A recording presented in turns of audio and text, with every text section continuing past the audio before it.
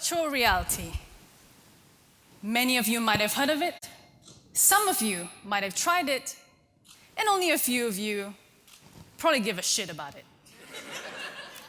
I'm not surprised given how ridiculous we look wearing one of these on our heads.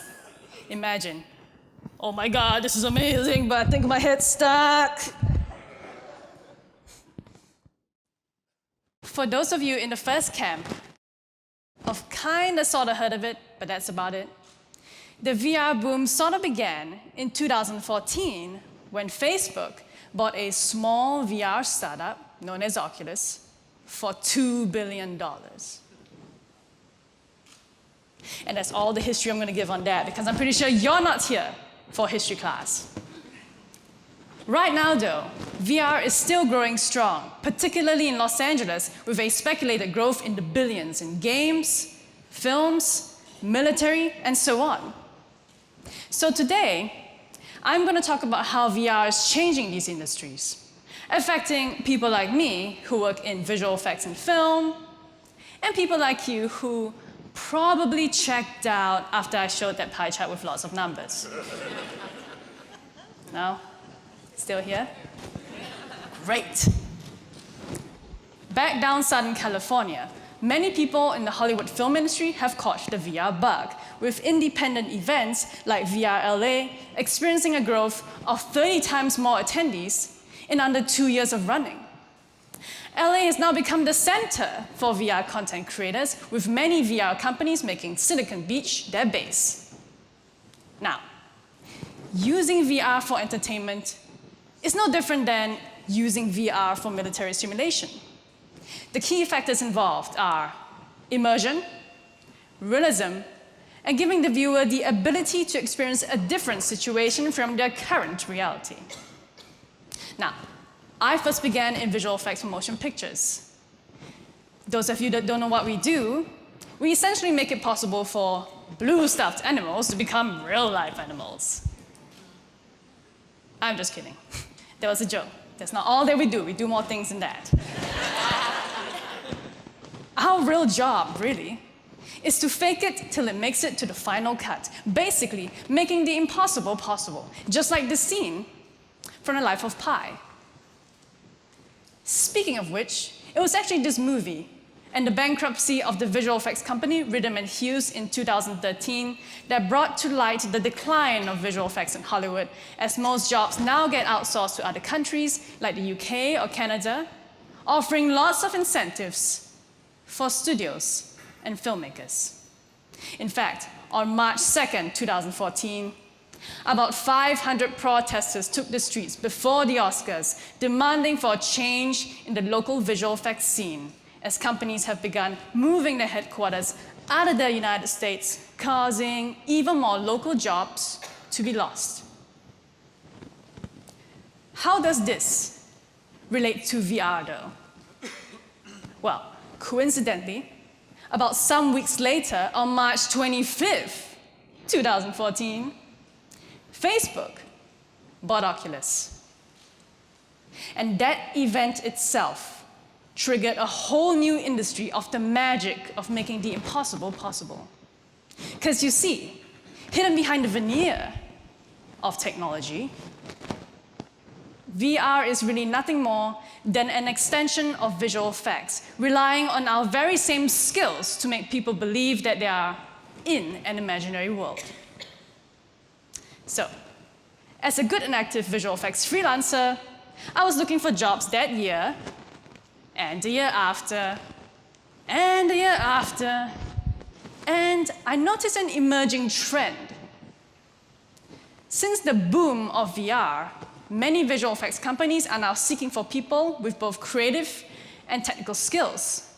In fact, about 30 out of the 50 jobs displayed on average on each page support my statement.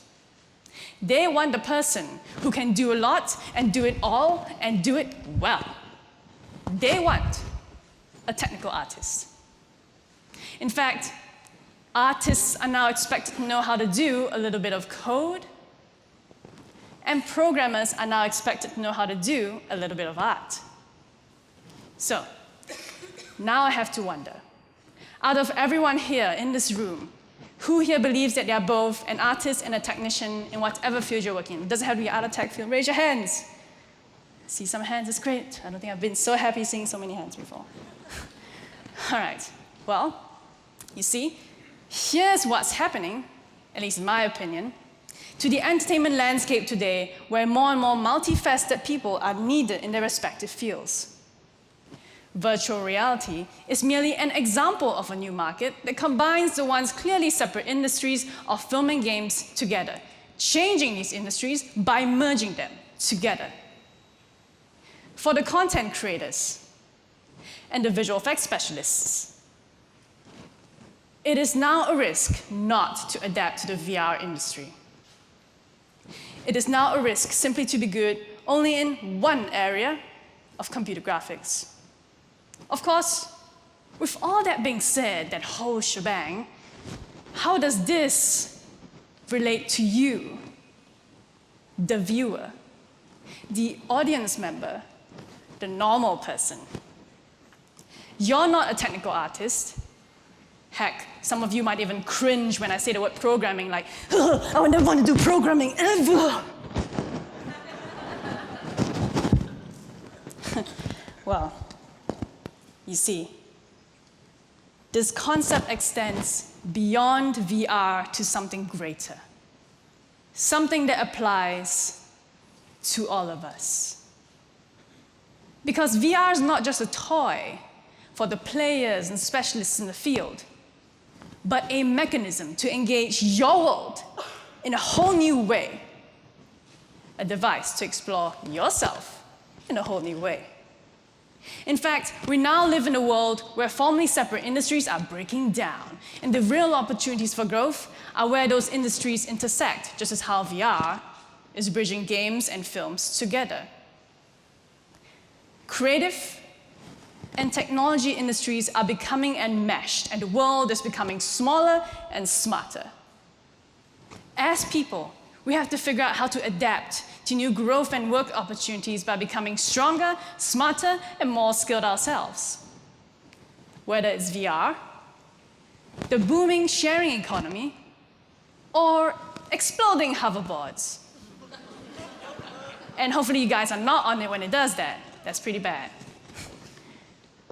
We have to evolve forward and be able to live with these changes in society instead of holding on to what we have known or letting the unknown of the future stop us. Adapt or wither away. Now, I would quote some famous VR professional, but because not many technicians go deep into philosophy, I'm going to cheat and use a quote from an actual philosopher, because I'm pretty sure there's plenty of those out there, right? Lots of quotes, philosophers, philosophy, just begging to be used, so I'm going to use them. Anyway, it is true that according to Lao Tzu, when I let go of what I am, I become what I might be. So, I personally invite all of you to let go of who you were or what you used to do and allow your inner multi-hyphenate to adapt and grow with these changing times. If you do so, it's like in virtual reality, where you can literally unlock a whole new world of experiences.